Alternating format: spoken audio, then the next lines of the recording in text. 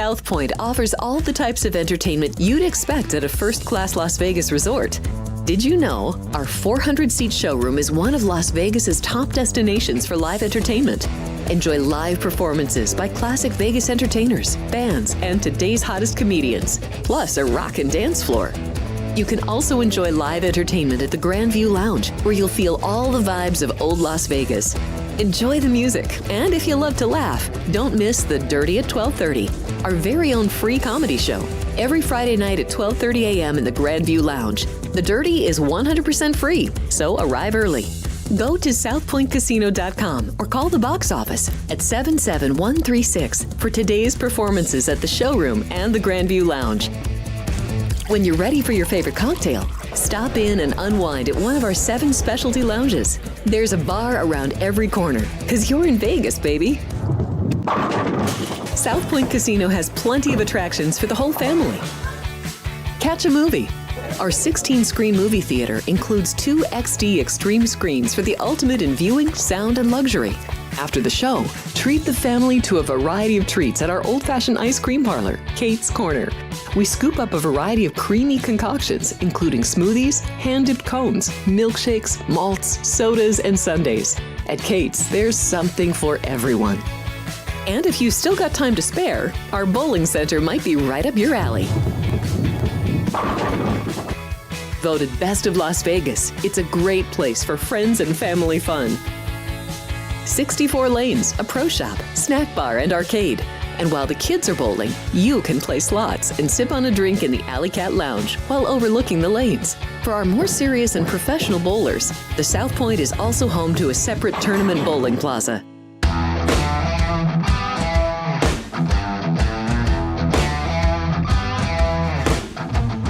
Good afternoon. Welcome in. It is Sports by the Book Football Frenzy on a Monday. I'm Jeff Parles. Ryan McCormick is here. Hey, the Bears have won a football game for the first time on a Sunday on the road. December 26th of 2021. Almost the whole presidential term. Very impressive. Yeah. Very, very impressive. But we did it in Green Bay. So yeah, it's pretty good. Chris Andrews is here as well. They win. He ditches the suit and tie and wears his Bears shirt. You got to have some pride. When I was walking over there, who's on there with Jeff? Anyway, but congratulations, Chris. You have that was a good game for us too, by the way. Chris, you have give it away. You have the Montana State polo tonight, FCS title game tonight with Montana State. Montana State going for undefeated. Yeah, undefeated season. Only one left between FBS and FCS with Oregon going down. 4-point favorites right now. Frisco, Texas, the site is always for the... A lot of money shown on North Dakota State. I tell you what, I've watched them a couple times this year. They're very, very good. Both of these teams are quite they're both good tonight. We'll get an update later in the show from Vinny right around 10 minutes before kickoff. Okay. They're at 7 o'clock Eastern, 4 o'clock Pacific time. But, Chris, let's start with the week that was and what we got coming. We know the 14 playoff teams in the NFL, and... starting with, I guess we'll work our way back from what most recently happened.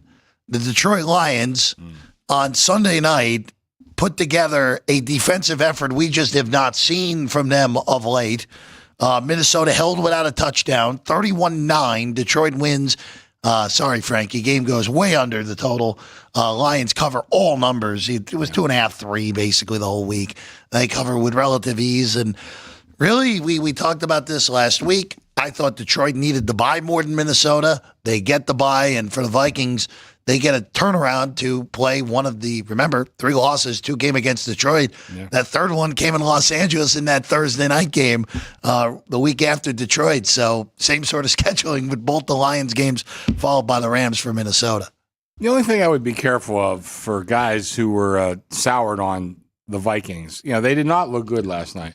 What was it, Jeff, though? They had, 14 plays, I think, inside the 10-yard line? Was that what we decided it was? Yeah, we're going with 14 from inside the 20 and 9 from inside the 10.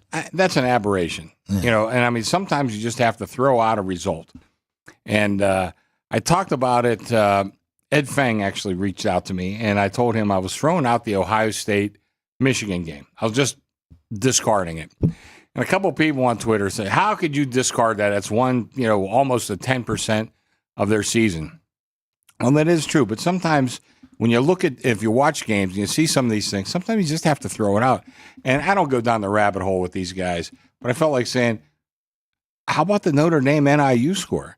Yeah, that's got to get thrown out now. I mean, you got to throw. I mean, what's that tell you? Is Notre Dame like a middle of the pack MAC team? That's what you would think. So sometimes you just have to toss these. And the thing that again I think makes it an aberration is that offense. And all credit to Detroit, but that offense, he missed some open shots. Yeah. I mean, he really did.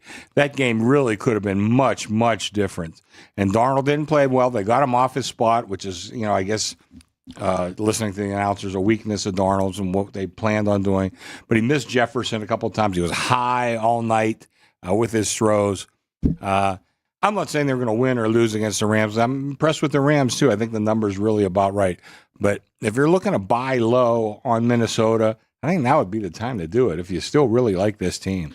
It was interesting last night because it was a version of Sam Darnold we just have not seen. By the way, 1.5-point favorites right now, Minnesota, in that 5-4 matchup, which is on Monday Night Football. Mm-hmm. So we'll know where everyone else is going. We'll even know where the winner of that game is going based off the results on Sunday in the NFC. But I just wonder from the Darnold perspective, he's been so good all year long, where there hadn't been any of those games that you saw with the Jets, with Carolina in the past. And it just reared its ugly head at the wrong time, where people, for whatever reason, there's someone in Minnesota that I follow on Twitter that I think is good. His name is Judd.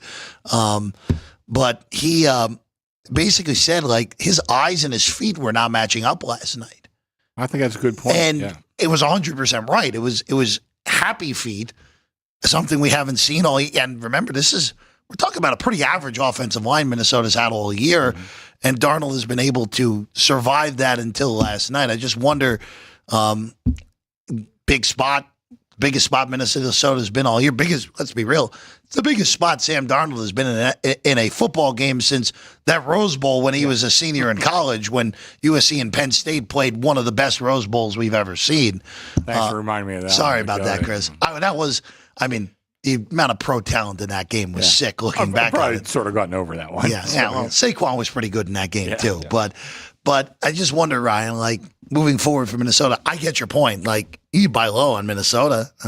Without that result, Minnesota's probably a 3-point road favorite in L.A., but I just wonder if that bad game turns into 2 bad games for Darnold, and you can't be having bad games this time of the year. No, this time of the year, you can't have bad games. And if those misses that happened in the game last night don't happen in this game, is a much closer game. To Jeff's point, they are a much bigger favorite on the road in LA, despite them losing in LA earlier this season. Actually, funny thing, all 3 games in the NFC have played earlier this season. Week 1, Packers Eagles. Week 1, Commanders Bucks, and then that Thursday night game, Vikes Rams. I didn't realize that. And then the only one on the AFC side is Steelers Ravens. That'll be a repeat. All division champions in the NFC won the first matchup. Yes. Philadelphia, of course, beat Green Bay in Brazil naturally. Tampa beat Washington well before we knew Washington was going to be a threat. Mm-hmm. That was kind of when Tampa had all their weapons. Well, that was also kind of one of those results is like, it kind of makes sense. It's going to take some time for Jaden Daniels to get himself figured out. The Bucks are still a threat to win the NFC South, which it ended up happening that Daniels figured it out a lot quicker than any of us dreamed, and the Bucks still won the NFC South. Chris, I just want to go back to yesterday real quick. By the way, Tampa 3.5-point favorite in that game against Washington. Yesterday, Chiefs might as well not bother showing up in Denver for a first off. Did they? Are we sure they did? Oh, someone wearing those jerseys. There were people on the field. 10.5. Forget it. You could have laid 37.5, and you would have got there with no sweat.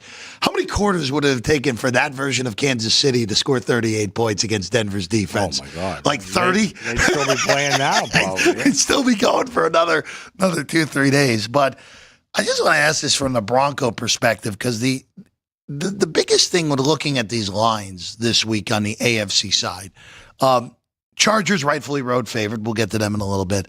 But I was a little bit surprised that Buffalo is a smaller favorite.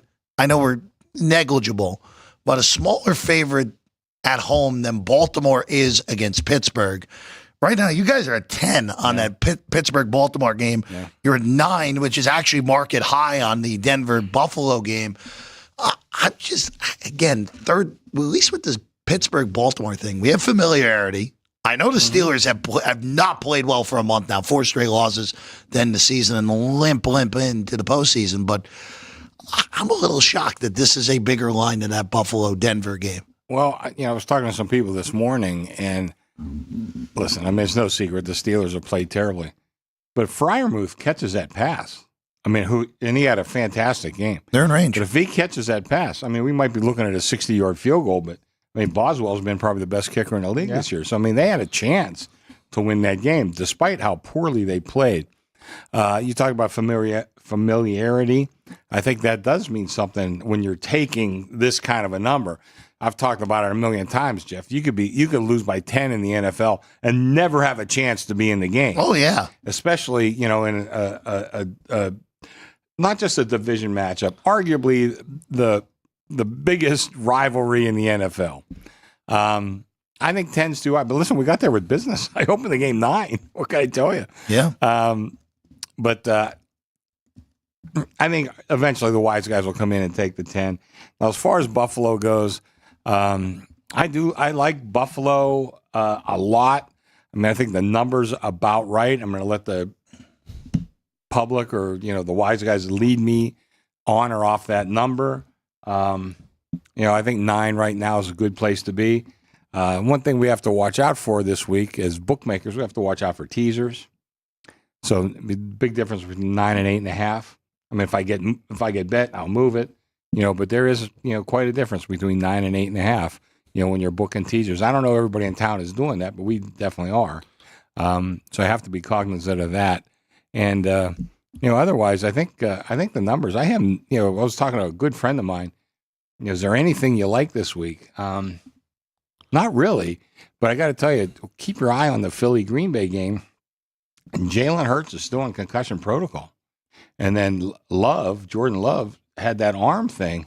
Yeah, his hand. What's his ulnar nerve or whatever that's called? Yeah, it said hit the funny bone. LaFleur claimed he could have played in the game, but they held him out because of precaution. And that's probably true. Yeah. But, keep an eye on it. My first bet this morning, they laid me 4. I went to 5. Then they took the 5. Now they're laying the money line. And I saw it move all over town. They laid me the money line on Philly. So, we already got some movement in the market in that game. So keep an eye on that. That's the most interesting game of the whole weekend because if we're just looking at the quality of the teams in the NFC, I mean, there's a legitimate argument when Green Bay's full throttle that you have the second and third best teams in the conference. I don't know if that's the case, but there is an argument to be had. You mentioned it. Love leaves yesterday with the elbow. We've seen Jordan Love when he's not 100%. There is maybe even more so than any quarterback in the NFL, there is a huge drop-off from Jordan Love at 100% to not at 100%. We saw it earlier in the year where they had to put him on the bench at the end of that Jacksonville game when he wasn't 100% because he was ineffective. And then the biggest thing, I mean, like you said, Jalen Hurts now. We're going on 2 weeks in concussion protocol for Jalen Hurts. That is alarming, to say the very least. I know Tanner McKee looked great yesterday, Chris, but you can't be going into a real game with either Pickett or Tanner McKee if you're the Eagles here. I wouldn't like it, but at this point in time, it's still very early in the week. You have to respect, from my standpoint, you have to respect the money. And a guy just made me a big bet, laid me the 210. It was the best number in town, but it was equal to almost everybody else's. But the guy, not some dummy, come in and made a pretty sizable bet. So I have to respect that. One thing that I don't think we can forget is that today is the last day of Toyotathon. Oh, okay. There you go. There you go. Jordan Love's about to come back down to earth, even though he hasn't been doing well the last few games anyway. But another thing to add to this one is that the Eagles have a fantastic defense. And Nick Sirianni has been super, or Nick Sirianni's defenses, whoever the defensive coordinator may be, has been fantastic at stopping the opposing team from rushing for over 100 yards. Yeah. A big part of this Packers offense is Josh Jacobs. He gets the ball on over 45% of his snaps. So if Josh Jacobs is on the field, he's going to get the carries, he's going to get the ball, but the Eagles are good at stopping the run. The Eagles this season in the 17 games have held 8 of their opponents to under 100 total rush yards. Not just one, their starting running back, 100 total rush yards as a team. And Nick Sirianni, in his 4-year career as the Eagles head coach, 29-3, allowing less than 100 yards in a game, including 8 such games. So you said Jacobs gets 45% of the 45% of his snaps, he gets the touch. That's a high number. Huge. Well, those computers you got there must be working pretty good. Look at that. I'm impressed. I got to tell He you. could start his car from there too, right? Yeah. But I will say this, Chris. I just looking at all of this here with the playoffs. Of course, you got the exactas up already. Ryan, Which one you want me to pick? Ryan, you got the Commanders over the Broncos for me at the bottom of the sheet. Commanders defeat Broncos is 650-1. I got bigger ones than that. Yeah. Commanders over Texans is 1,500-1. That's and good. Commanders over Steelers is 2,000. I was going to say, I know I got at least one at 2,001. Yeah. There we go. The invert. Either way, Steelers, Commanders, Steelers is 2,000. 2,000. You got $10 you could blow. We'll get into it later. I think the Commanders are very much, obviously very much alive on Sunday. Okay, well, that's another one. My good friend, I says, right now, I'm kind of leaning towards Washington. Yeah. But I got to tell you, they laid the hell out of that 3 with me. I can tell you that. I'm not surprised that they did. I mean, that's almost Sharp like guys, too. Yeah, I believe it. You see the 3, especially with a matchup where Tampa. I mean, granted, week 1 versus week now 19. You might as well be a game from the 2023 season at this point. But boy, I think Washington's live in that game. That Tampa defense is super, super suspect. Again, all of these games are super fun this weekend, except for I think Buffalo rolls Denver. Shocking, I know many are, but we'll see. I gotta say, can we give some credit to Todd Bowles? I mean, he never gets mentioned. Yeah, I mean, it's 3 straight. Yeah, you're laughing. Because we know what's coming. We know what's coming later in the show, Chris. Okay. Yeah. You don't like Todd Bowles? We're doing our coaches ranking, okay. and I he can ranks last. and I can Okay. spoil it. Ryan and I both have them 14th of the 14th coaches in the postseason. Okay. But again, if you're coaching in the postseason, I'm not part of that part of the show. So go ahead. So, but I will say this with just everything else, non-playoff thing, real quick, Chris, because Black Friday has not been very bloody at all in the NFL. The coaches, the coaching firings. Yeah. I mean, the 3 that were already gone with the Jets, the Bears, and the Saints. You knew Doug Peterson wasn't making it. No chance. No chance. He's gone. He was fired 2 months ago. You just let him coach out the string, and then the only surprise was Mayo gets fired after the game yesterday. By the way, can you remember a 3-week stretch in the final 3 weeks of the season where 3 separate teams managed to win and lose the first overall pick because of it? Happened 3 straight weeks: Raiders, Giants, and the Patriots. Yeah. I'd have to think about that one. I don't know. Pretty crazy, but Chris, it's. I'm a little bit amazed, and maybe there's a little more patience in this league than there's been in the last few years. Maybe there's a bunch of ownership groups that don't. It's early. I mean, look, usually you would have seen another 3 guys out of there. I think the only real question mark at this point, since Dable and Shane amazingly survived in New York, I mean, the only question mark is Antonio Pierce left, but Pierce had a press conference today, and it sure as hell seems like he's fully ready to come back again. again. He hasn't heard anything. Yeah, So that is great. Can you imagine being an NFL head coach, go out to your press conference like, the owner hasn't talked to me at all. It's great. Classic. I had some weeks this year that I haven't heard from Michael Gahn. I'm hoping that's a good sign. I'm still here, though. But Ryan and I were having this discussion. I know this isn't a betting thing, but I know people will want to hear your opinion on this. There's only 5 jobs open right now. If it ends up being only 5 jobs, it's the least amount of jobs in an NFL offseason. You usually have about 8? Usually between 6 and 9. Yeah. It'd be the lowest in 8 years for an offseason. It makes it out to be a pretty good offseason to try to go get a head coach. And again, Mike Vrabel's on the board. Ben Johnson, this could finally be the offseason. He becomes a head coach. It's a pretty good go of it, especially for these franchises. That's 2 good ones, Where, I mean, like the Bears, the Jets, the Jaguars are, over the last 30 years, 3 of the biggest loser franchises in the league.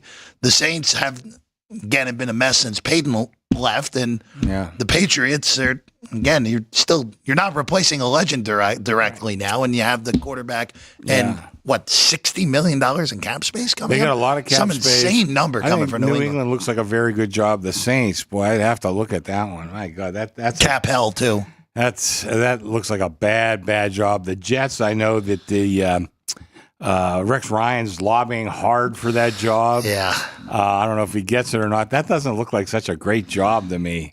They're the other one. They are the only opening for general manager in the NFL right now. Oh, the Jets? The only one. Yeah. That would be a first that it was only one in the modern era of the NFL in one offseason. See, I think Ryan's team, the Bears, I think that's a pretty good situation. You get the right guy in there. I think there's a lot of upside in that. The only bad part about that job is they're in a really tough division. Yeah. I mean, you look at that, you're going to find 9-10 wins on that schedule. I mean, you can. I mean, we had the Vikings 6.5 wins, so anything can happen. Yeah. But I think the Bears would be a very good job for the right guy. Yeah, it's just a matter of whether or not the McCaskies will open their pocketbook, man, or I don't know. whether Ryan Poles is guaranteed past this season. The Chicago Bears are a mess, but there are some windows to figure things out. I think you're right, though, about the McCaskies. Can they yield some control and allow they have a pretty big bankroll. Well, I mean, can they allow that to be accessed? Like Bill Belichick has gone on Pat McAfee and talked about the synergy between ownership, front office, and head coach. You need to have all three on the same page to be doing things efficiently in the NFL. The Chicago Bears have a team president in McCaskey, George McCaskey, and then they hired a team president in Kevin Warren. Then they have the GM in Ryan Poles, and then now they're looking for head coach. So there are more. Instead of needing 3 people on the same page, now you need 4. There's too many voices that go into the decision making in the Chicago Bears organization, in my mind, and that's kind of why they've been. But add one more part to that equation: quarterback. And I think you got the right guy. They got to develop him. I've said it a lot. They ruin, the Bears, although they're guilty too. Yeah. But they ruin more quarterbacks than they develop, and we see that a lot. I mean, how many first round draft choices are bust? I'm looking, Marcus Mariota, I thought played a good game yesterday, but I was thinking back, it was him and Jameis Winston. Boy, we were debating which one's going to be the greater of those two. We love them both, including me. And both of them RG3 too. And I think RG3 is a little bit of a different case. I mean, if Shanahan didn't run him out there when he was still hurt, you know what? You never know. I blame RG3 and Snyder, because even when RG3 got hurt all off season, he kept saying, "I'm playing. Somebody had to step in and say, "We'll let you know if you're playing." Yeah. You have to pass your physical. We have to make sure your knee's okay. We'll let you know if you're playing. Yeah, you might want to play, and that's great. God bless. We'll let you know if you're actually playing. That rookie season was so good. Yeah. I don't need to. That one too. Your guy just stepped away because wasn't happy and he was injured. Yeah, he just kept getting those same injuries. But those two guys, I think, had those guys stayed healthy, that would have been just a classic duo that would have been. Yeah. I mean, I think Andrew now just turned 35. He'd be still, somewhat in his prime. Andrew Luck could have another 3-4 years left at a high end. I mean, boy, I miss watching him. What a player he was on a bunch of Colts teams that were only that good because he was on the team. I know, to say the very least. Josh Allen before Josh Allen. Yeah. All right, Chris, we'll let you go back to work. Okay. We got a game coming up in 39 minutes. 39 minutes. Yeah, it should be fun. Drew Dog will take a quick break. When we get back, Ryan will go through the 6 matchups in the NFL playoffs and our power rankings of team, head coach, quarterback, and defenses in this postseason. When we get back, Sports by the Book, Football Frenzy.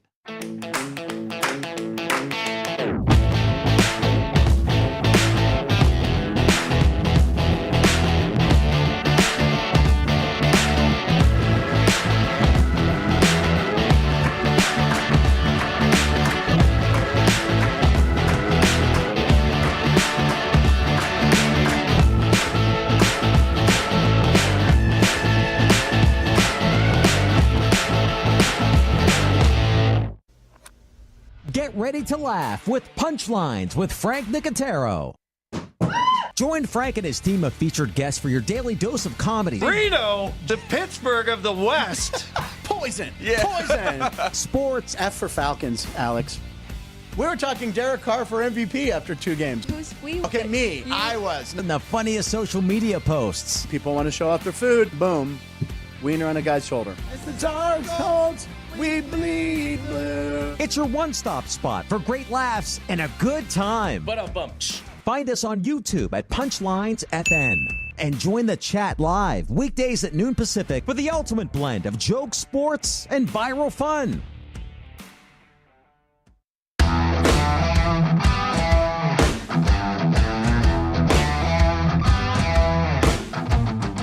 Welcome back in. It is Sports by the Book Football Frenzy here on a Monday. Jeff Parles, Ryan McCormick, we're all here. Happy to be with you as always. All right, I see on our document Joey B has odds. Does he have odds or he's asking my odds? He's asking odds. Oh, that's a shame. I was Odds ready on to take more Vrabel money from Joey B. Yeah. It's going to be neither Mike Vrabel or Rex Ryan. We'll just make it easy on that. Agent 87's on the Broncos. The Minidar and Agent 87 merged together. They've been in the chat. Oh, I know they've been in the At the chat a same ton time. together, but Yeah. I don't know. Maybe it's the same person operating the same accounts. You never know. Yeah. We know people that are people, guilty of same doing brain. that every once in a while, and it's neither of us here on the desk. So He actually has Denver over Detroit, and the Broncos over the Lions is 55-1. Open 55-1. I don't know. I feel like you could get away with booking that yourself, Ryan. I don't think you have to worry about that. At least on the Broncos end. Lions, yeah. Well, we have correct favorites to come out of the NFC right now. All right, Ryan. Let's quick hitter these games that are coming up this weekend, and then we'll get into the rankings and the futures and all of it here over the next 30 some odd minutes before our good friend Vinny Magliulo hops back in. Ryan McCormick, the Houston Texans have been in the playoffs 8 times. They will open the postseason in this 4:30 Eastern window on Saturday for the 8th time. Yeah. It's pretty amazing. Just tell me your franchise really doesn't matter in the grand scheme of things. And even though you're in the playoffs 8 times in the last, again, Texas have been in the playoffs now 8 times in the last 14 years. Been there pretty consistently in a weak division, but you know what? You still have to win it in order to get there. So credit to them on that. They're an underdog. They are the only home underdog this weekend, and correctly so. The Rams. In the AFC. Sorry. Yes. The Chargers are 2.5-point favorites. We did see some 3. There is some 3 that is juice on a dog out there. 42.5. I'll just be quick on all these because we'll talk about these games all week. On Friday and Saturday and Sunday, we'll have our official plays on this. And Thursday as well. By the way, you and I are back because we got duo of the college football playoff to break down on Thursday. This would only be a lay of the Chargers in this spot. I take absolutely nothing from what Houston did yesterday. Stroud had one great drive, came out of the game. Damian Pierce looked like he did before injury, which was fun to see, that long touchdown run. They also had the best fat man touchdown of the year in the NFL as well, which Will Levis did it again for us, Ryan. But I like the favorite. I also like the under. I think this is correlated here. I think this is favorite and under and dog and over here in this game, Ryan. Okay. I'm with you. I do like the side of the Chargers, minus the 2.5. I did happen to be at the Chargers game yesterday with one of our guys in the studio, Caden. And we happened to be sitting next to the family and the dad of Vlad McConkey. So amazing family, super nice, great people. But they, kind of picking his brain a little bit, the Chargers players have bought into Jim Harbaugh. They just want to win the game. They don't care about personal accolades. They don't want... Lad doesn't need to get reception after reception. He doesn't care about your prop bets, doesn't care about your fantasy team. They want to win football games. And so I just letting you know, I would not be betting Lad McConkey props anymore. But I would be going with the Chargers in this game. I am confident in that side. Jim Harbaugh to go on the road in the playoffs with a quarterback that's playing better and a defense that's playing better and a roster that's healthier. So Chargers minus the 2.5 for me in this one. The other game on Saturday, we talked about it with Chris at length just a second ago. The Steelers are 10-point underdogs in Baltimore. Third time these teams have met. Pittsburgh won outright in Pittsburgh earlier this year as a small home underdog. Yeah. They went to Baltimore as a touchdown underdog 3 weeks ago, got clocked pretty good in that game, especially in the second half. Ravens, I know the Steelers have looked awful. This is 4 straight losses against higher-end competition to coming into the postseason after starting the year 10-3.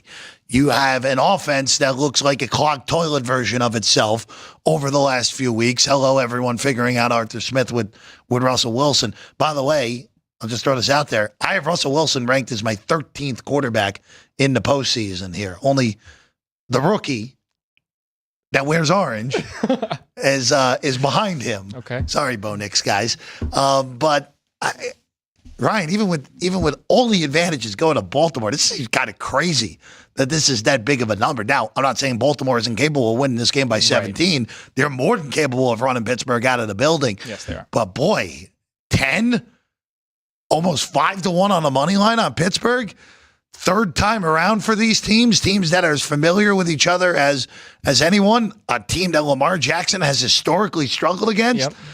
Boy, I'm not saying Pittsburgh's going to win the game outright, but that is a juicy money line price and a lot of points to not be taking with Pittsburgh here. Yeah, Lamar Jackson, a solid 2-4 as a starter against the Pittsburgh Steelers, has missed several games and obviously wasn't the starter in his rookie season in 2018. But everything that you just said, I fully agree with. The Ravens have the better roster, have been playing better recently. The Steelers are reeling. Their offense looks terrible.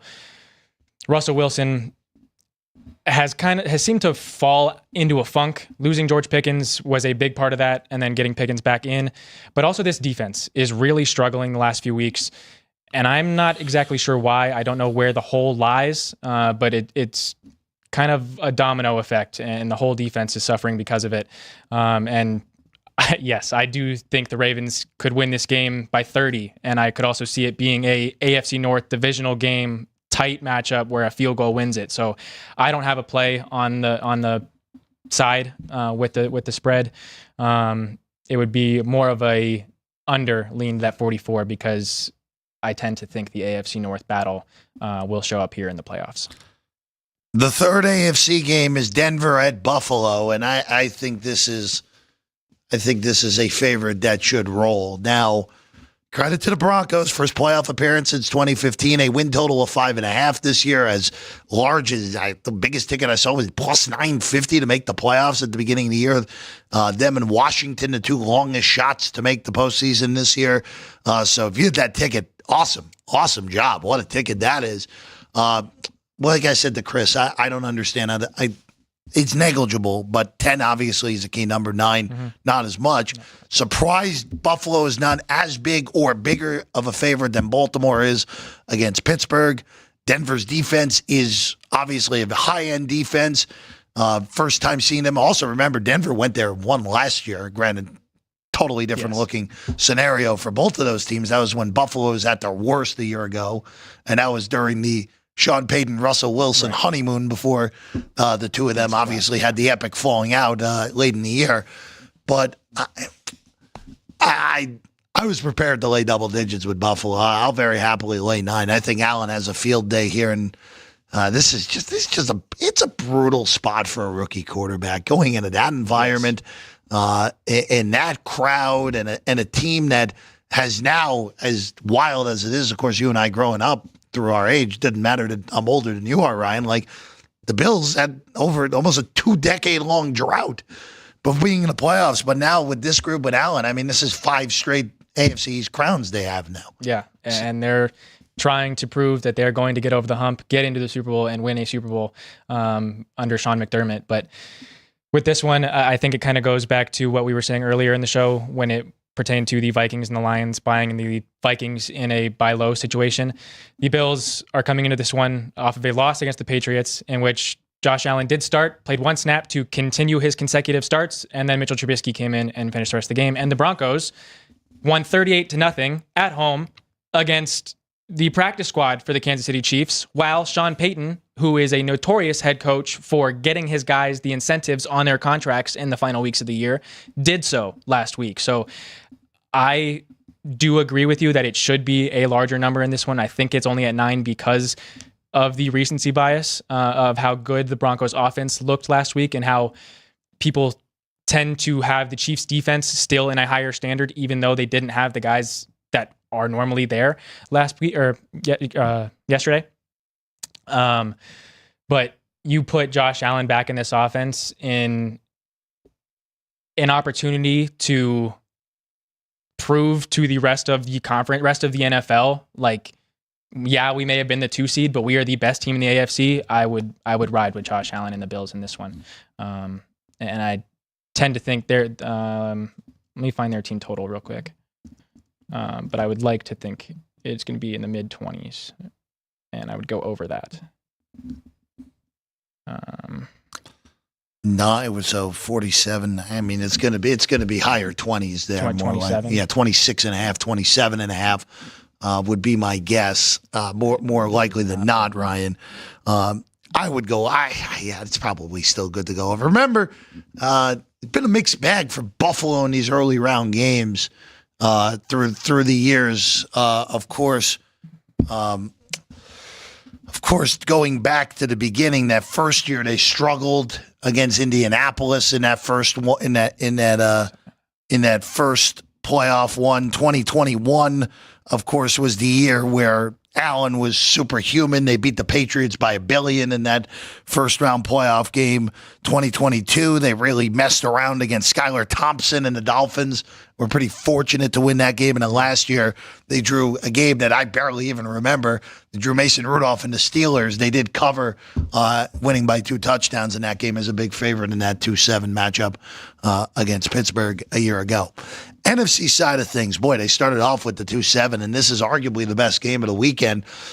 And Chris brought this up earlier. A lot of question marks in this game. No, what's Jalen Hurts' status going to be? He's still in concussion protocol. How's Jordan Love feeling? He left the game with an elbow injury yesterday. Christian Watson's season is over now for Green Bay. He tore his ACL in that game for the Packers, so their best deep threat is no longer there. Ryan, I can't bet this game until I know anything about Jalen Hurts. I know the market is playing it as that Hurts is going to play, obviously, but I can't come in until I know Jalen Hurts is cleared concussion protocol. If he doesn't, I'm willing to take Green Bay all the way to a favorite in this game. I know Pickett looked okay. I think he's dreadful against the high-end defense. Can't take anything Tanner McKee did the last 2 weeks at all seriously. But if Hurts is there, I like Philadelphia to win. And at a higher number, I like this game under. I think we got 2 of the better defenses in this tournament here. And especially if Hurts is working his way back, I think we're going to see a lot of pounding the rock. And Barkley may rack up a lot of yards. I don't think there's going to be like that 65 or 70-yard run that Barkley's more than capable. I think it's just going to be a lot of volume for both running backs in this game with Jacobs and Barkley. Okay.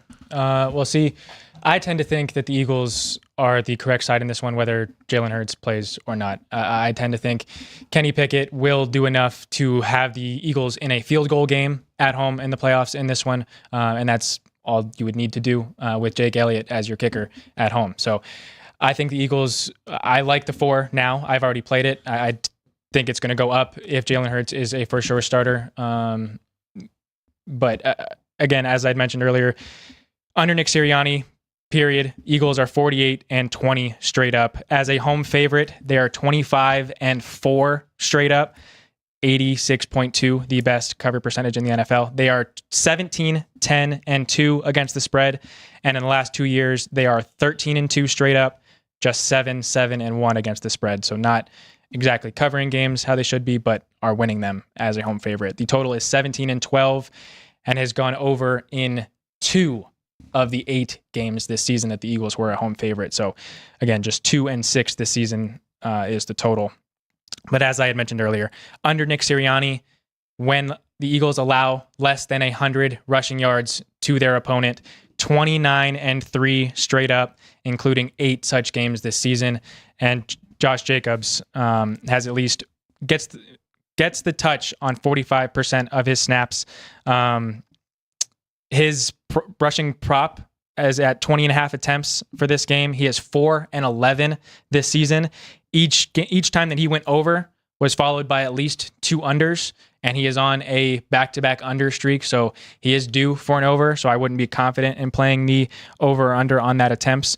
But that total yardage is set at 111, and I think the Eagles are going to do a much better job at shutting down the running game and shutting down Josh Jacobs for the Packers, being that they are without Christian Watson now, and they're going to need to focus, or the Packers are going to need to work Josh Jacobs and Romeo Doubs and Jaden Reed much more than they would had they had Watson. So again, going back, I like the Eagles in this one. The nightcap on Sunday is the Commanders at the Bucks. I like the underdog in this game, just real quick. We don't have a differentiating opinion, do we, huh? What was that? I said we're not having much of a differentiating opinion. Oh, he will in the list, hopefully. But this is just, to me, more so than anything, this Tampa defense is a mess. Yes. And look, Jaden Daniels not looked good yesterday before he was put on the bench, and Marcus Mariota looked awesome, actually, which was kind of stunning. By the way, Trey Lance, not as bad as I thought he was going to be yesterday, which is also a good sign for him moving forward, but Cowboys aren't here. But this is, you can't take anything from week 1 for this matchup. No. Nothing. Because Washington is so different now, because it's the first game of Jaden Daniels' NFL career.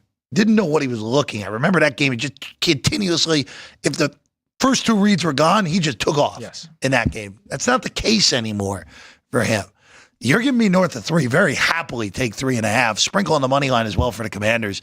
I also like this game over. I don't like either of these defenses. Neither of these defenses are in the top 10 defenses in the field for me, Ryan. So Commanders are actually my favorite play of the weekend, which should probably scare everyone, because I think I can count on 2 fingers the amount of times I actually bet them this year. But I do like Washington in this game to get it done. Pull not just a seed upset, but pull an actual upset here in this game. Yeah, I'm right there with you. I do think the Commanders can go into Tampa. I just, had the Buccaneers been fully healthy, they're one of my favorite teams in the NFL this season, but they're not fully healthy. They don't have Chris Godwin, and that is a big part to their offense. Baker Mayfield has shown that he will sling it this year. He is top 5 in almost every quarterback stat this season, but he does turn the ball over this season, or does turn the ball over. He has 16 interceptions this season, which is tied for the league lead. And if he turns it over, which is a pick'em price right now, which I do like Baker Mayfield to throw an interception. But if he does turn the ball over, if the Bucs do turn the ball over in this game, they're going to have a hard time keeping up with Jaden Daniels and this offense. I get that he did not look to his form that last week, but Jaden Daniels is another guy that needs to prove whether or not he's going to be the rookie of the year, because the year that Brock Bowers had, Malik Neighbors, even Bo Nix has had, there is very much a conversation for the rookie of the year. And these are the last few weeks in order to win those votes. And so for the Commanders to go on the road and win a playoff game here, and would ultimately set up them to go to Detroit, in my mind, it would be a pretty big stamp on his resume. I mean, this is a hell of an accomplishment regardless for everybody. I mean, Dan Quinn, I mean, this was a franchise that has been an abomination. Obviously, ownership changes. Now Dan Quinn, better front office. Kingsbury's, even though he may not get a job in this cycle because he may not want one of the 5, he's going to be a very hot name sooner rather than later in the head coaching circle. And Jaden Daniels has a pretty good career in front of him. So it's only the beginning for the Commanders, especially in a division that still has not had a repeat division champion in over 20 years. Yeah. I can tell you right now, Washington will probably be the most heavily bet team in that NFC East market next year after this great. I mean, they won 12 games. That's craziness going into. They're not going to have a first place schedule next year. Yeah, I mean, they'll have the second place schedule. Philadelphia, of course, will have that first place schedule. All right, the 5-4 in the NFC. I'm just going to be. We talked about this in most with Chris. I don't know what the heck to do with this game. Okay. No idea. Rams underdogs at home. Total 47. Vikings favored by 1.5 points. Main reason I don't know what to do with this game. I am really concerned this goes from 1 bad performance into 2 for Darnold, but he is facing a Ram defense that he should be able to take advantage of. Remember that first meeting was a really weird game where Minnesota's defense, again, Matthew Stafford, kind of forgetting about him here in this mix. Stafford was awesome in that first game. And The Rams are also, that was the first game back for Nakua as well. And of course, that's probably still the biggest missed betting opportunity of the year, where we should have laddered him all the way up until the book stopped offering numbers. It would have been everything in that game. But Ryan, I don't know what to do with this game. If you told me the Vikings won and covered relatively easily, no shock. Yep. If you told me the Rams with a plus price win, no problem. Either team winning this game, either result on the total also wouldn't shock me as well. I just don't know what to do with it. This is of the 6 games. I think this is far and away the most difficult handicap. Yeah, earlier this year when we did have that Thursday night matchup, I did like the Rams in that game because they were getting Puka Nacua back, and it was their first time having Kyren Williams, Puka Nacua, Cooper Kupp, and Matthew Stafford healthy this season and since really last season. And in those games, now throughout this year as well, with all 4 of those guys healthy, the Rams are now 20-5 straight up with those 4 players healthy. Cooper Kupp, Puka Nacua, Kyren Williams, and Matthew Stafford. The 4 guys that the offense runs around are very important to this team. And to your point, yes, it is a very big question whether or not Sam Darnold will be able to rebound and play better than he did against a much better Detroit Lions defense than the Los Angeles Rams defense. And I think another thing that will help him is the fact that they did play earlier this year, lost earlier this year, and have the film to kind of rebound and bounce back off of 2 mental losses for the Vikings.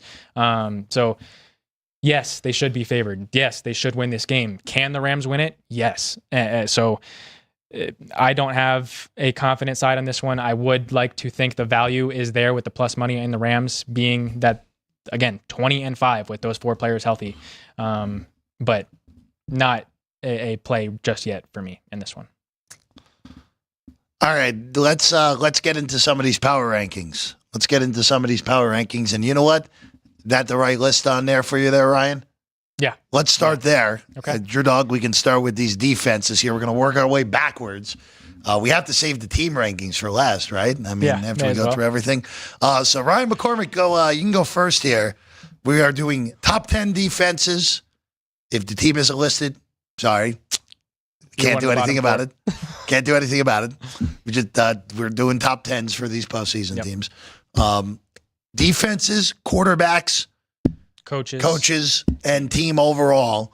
Let's start with Ryan McCormick's defenses, and I think we are going to have some agreement at the top of this board, at least to 1 and 2. Yeah, with how well they stop the run, the Philadelphia Eagles are my number 1 defense in football, and followed just very closely behind by the Kansas City Chiefs. Chris Jones in that defensive line is fantastic, and that's really what has kept them in games this year. They have played in so many 1-score games that their defenses had to show up, and they have. So the Chiefs and Eagles are my 1 and 2. And then I do have the Baltimore Ravens as my number 3 defense. I know that they struggled to start this year. They were really bad to start this year, but then they moved Kyle Hamilton back to his normal position as a safety, and they've looked really, really good the last 5 weeks.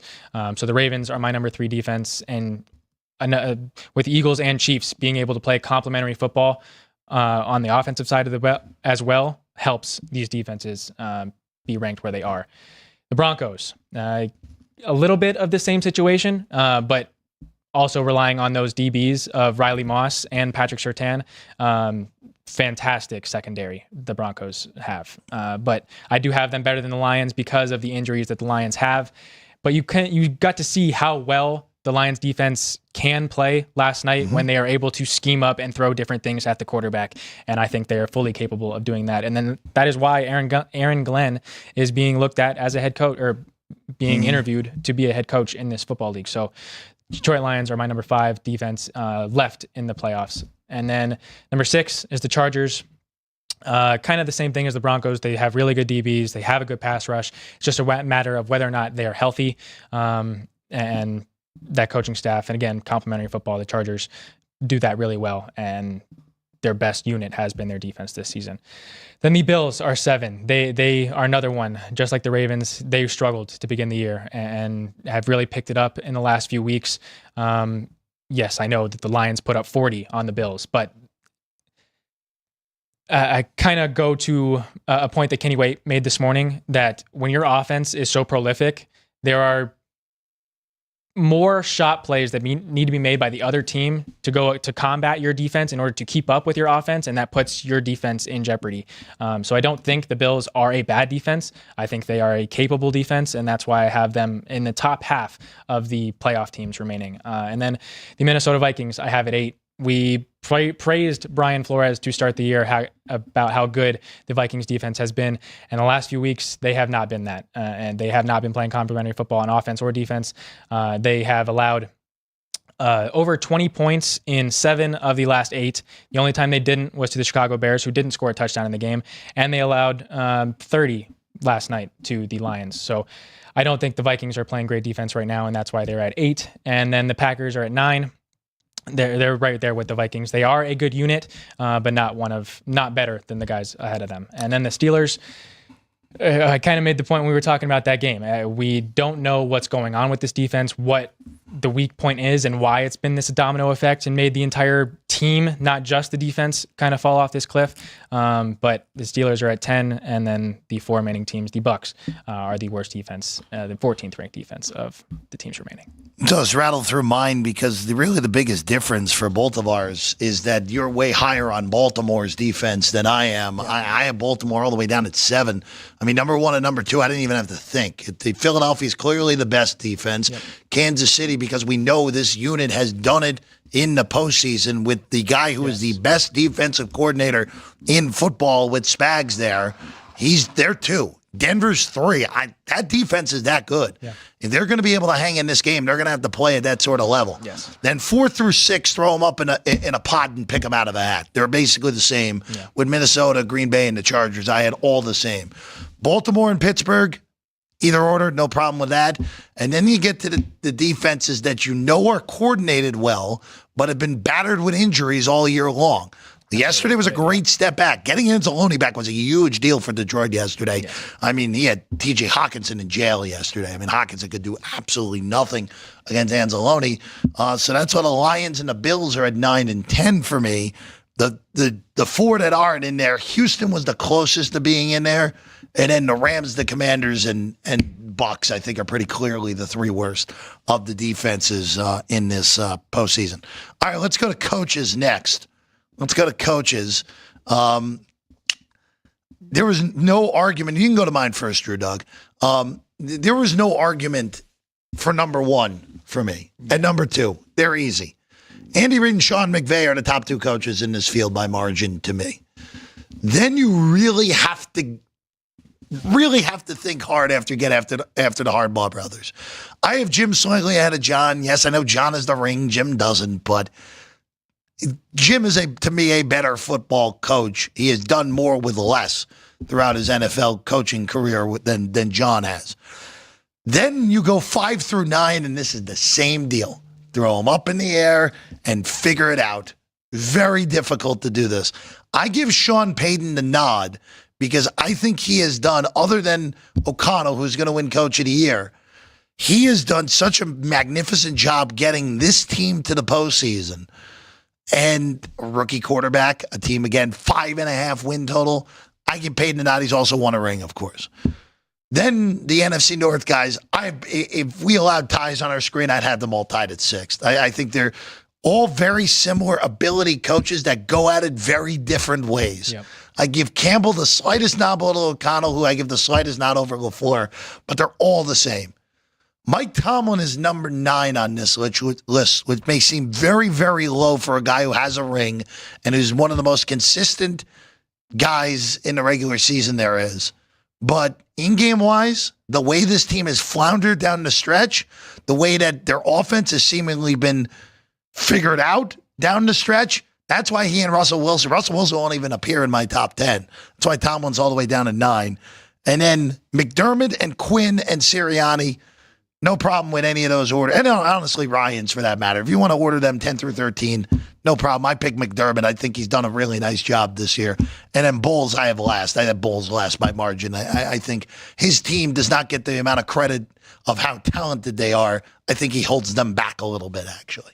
I would agree with that, and I agree with you on our 1, 2, and 14. So Andy Reid and Sean McVay are my 1 and 2 best coaches in the playoffs remaining. But then the big difference that I have, you had Mike Tomlin at 9, I have him at 3. Yeah. Mike Tomlin never had a losing season.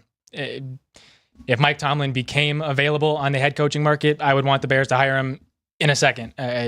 Snap decision. Mike Tomlin is one of the best coaches in the National Football League. I get there are questionable decisions and the roster doesn't fully mesh well sometimes, but he knows how to lead players and he knows how to win football games. And so Mike Tomlin is my number 3 head coach. And then I have the Harbaugh brothers. I do have Jim over John, just as you do. And I do understand that John does have the head-to-head record over Jim.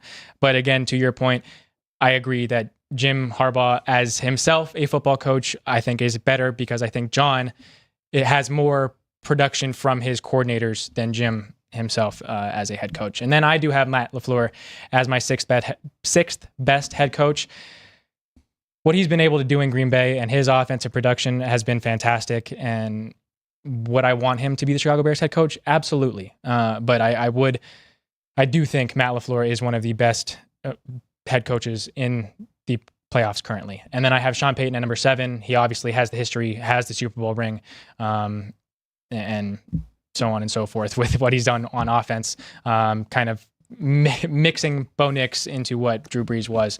And then kind of how Jeff said, tying the NFC North head coaches. I do have Kevin O'Connell higher than Dan Campbell because Kevin O'Connell's offensive scheme, I think, is much better in today's NFL.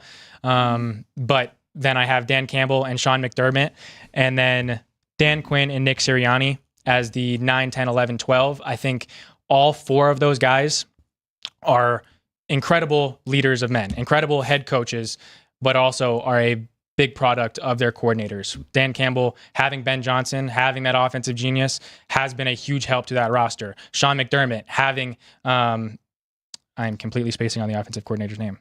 Joe Brady, yes. Joe Brady taking over last season has done amazing since taking over. Joe Brady has been a fantastic offensive coordinator. And then Dan Quinn hiring Cliff Kingsbury and showing you exactly how to get kind of that Rookie of the Year production out of a Heisman Trophy winner.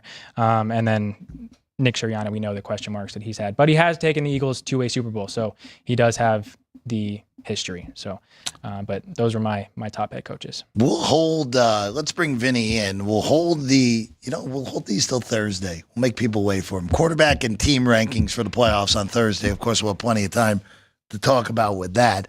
Vinny Magliulo with us right now. Vincenz, gentlemen, afternoon. Always good to see you. Good to be with you guys. So real quick here, we'll circle back to the NFL in a second because we're 5 minutes from kicking Frisco. What are we seeing right now with Montana State and North Dakota State in the FCS title game here today? More Montana State. So all the Bobcats. 4 on the opener, and then a toggler between 3.5 and 4. But I'd say more Montana State today. And the total on this one, 58.5, up a couple and climbing. So 2-1 on the money line for the Grizz. If you like the North Dakota State squad, then you can take $1.75. So pretty good action. We should have a nice group of folks in here for it too. Usually, when these two teams play, we do get they have a following. We saw it during the rodeo. Well, the rodeo, forget it. But on a regular basis, in fact, one of our supervisors, Steve, was just pointing that out. Anytime these two teams are on and it's a big game, they get plenty of support.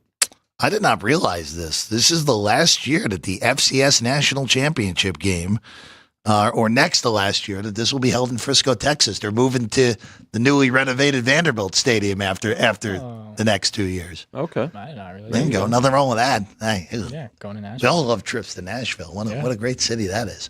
All right, Vinny. Before we move on, we did have our poll winner winner for of it. tonight's FCS title matchup. So if you happen to like the North Dakota State team, the 83% of our chat thinks that they can pull off the upset and win this game. So if you are one of those, get down to the window and get that plus 175 on the money line. Not to call out our chat, but I'm going to say that the majority of our chat has not seen Montana State play this year. Sorry, guys. Just throwing that out there. I The think chat's full of value. They're full of value. All right? They like the value. The chat is. I think the chat is going with past history with North Dakota State. Let's just go with that. All right, Vinny. On these playoff games in the NFL. Well, we have playoff games galore. Thursday, even though it's a non-traditional way to do it, we get your fuse getting going on Thursday this week. Why not? Except it starts with the college game. Yeah, you start with the Orange Bowl and then work your way through Orange on Thursday, Cotton on Friday, 2 playoff games on Saturday in the NFL, 3 on Sunday, and then Monday night. I mean, what a 5-day stretch. We kind of get by accident here because of the new college football format here. I don't think it's an accident. No, it's not an accident, Vinny. I know. It's a TV dynamic that's set up beautifully and great for business, as we've said all along. Booking these college playoff games just like NFL playoff games. Well, here's a clear example, right? So Notre Dame and Penn State, great followings by both of these schools. 2.5 on the opener, went down to 2. Now sitting back at 2.5. The Irish $1.30 on the money line, and the total on the game down a couple of points off the opener. Now at 45. So. Great way to get things going there. Friday night, you mentioned it, Ohio State and Texas. Some folks thought we might have opened this game a little high, but I don't think it really was when you consider the dominance that we saw out of the Buckeyes against Oregon. So actually went to 6.5, and then they took the 6.5 back to 6 here at South Point. 53.5 on the total, which is down just a half point. And the Buckeyes 240 on the money line, but so the nice setup for Thursday, Friday, leading into we've got the 2-3-1 format for the NFL playoffs. It's pretty darn good. Oh, it's going to be great. Pretty darn good anyway. Then, and of course, the exactas right to your left. You put the exactas. Not up only today. that, we have multiple sheets of the exactas here in the studio here, Vinny. Well, you have the NFL, but you also still have the college ones the college too. Yep, as well. exactly. You put up both of them. So great opportunities, great. We'll have some props up day of as well as we always do, and of course the first half wagering, second half wagering, and then the end game for all of these. As people are watching them and taking advantage of it. So really one of truly great weeks for bookmaking. And let's remember, the NBA and college basketball are going very strong right now. The NHL season is doing quite well. So a terrific betting menu this week. Never going to complain about that. Never. We'll be clamoring for this when it becomes June 29th, Vinny. Makes for a happy New Year. Yeah. To say the very least. Boy, those college games. I can't wait for when we're back on Thursday on this show. That Notre Dame Penn State game. Mm-hmm. By the way, Vinny, those teams have played 19 times. This will be the 20th meeting between the two of them, all time. They split, right? 9-9-1. Okay. There'll be a tiebreaker in this one. We can't have any more ties, obviously, in college football. So, again, we got 5 through 8, at least by the bracket seeding, but couldn't have asked for better matchups here in these semifinals. They've been very popular all year, and traditionally, look, Notre Dame, Penn State, Ohio State, and Texas, even outside of this year, always very public teams. We have public teams we oftentimes talk about in the professional leagues, but in college as well. These are 4 of the most popular with the public. Pretty awesome anyway through. Vinny, just before we get out of here today, which of these NFL games, of course, obviously we're now talking about playoff games. These games are booked differently because all single window. We're going to book them different than yesterday's menu. Well, you're telling me, hold on a second. Game. You're telling me the Chief Bronco game is not the same as the Broncos and the Bills this week? No, we're sure about that? It for another 1,000. Going to add 1,000. Yeah, but Vinny, the way the schedule breaks down, an Eagle-Packer game in that middle of the afternoon, you couldn't ask for much better, at least in that time slot. Well, yeah, but again, and every game, there'll be the multi-leg wagers for sure. Parlays and teasers with both. When it comes to the parlays, money line and point spread parlays. But every game will also have there'll be that surge at the end, right? One finishes the other right before it starts. So there'll be the rollover activity as well. So, when you look at the positioning, you mentioned Sunday, Jeff, 10 o'clock, 1:30, and 5 o'clock, spaced beautifully.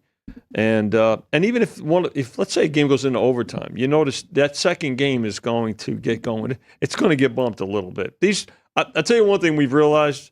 These starting times, they don't mean a whole lot, right?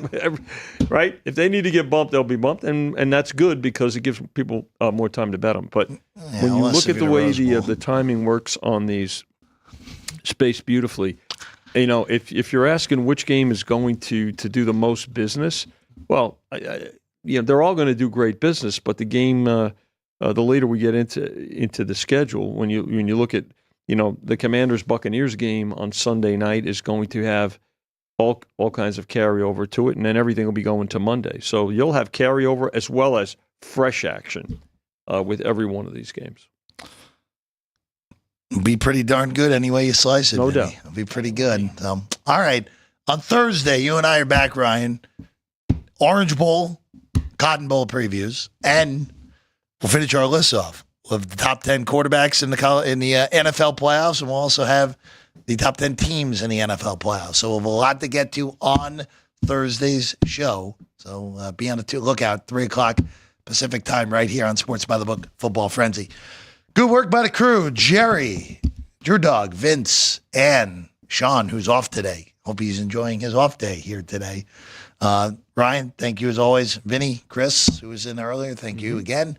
I'm Jeff Parles. We'll see you again next time. Sports by the Book, Football Frenzy.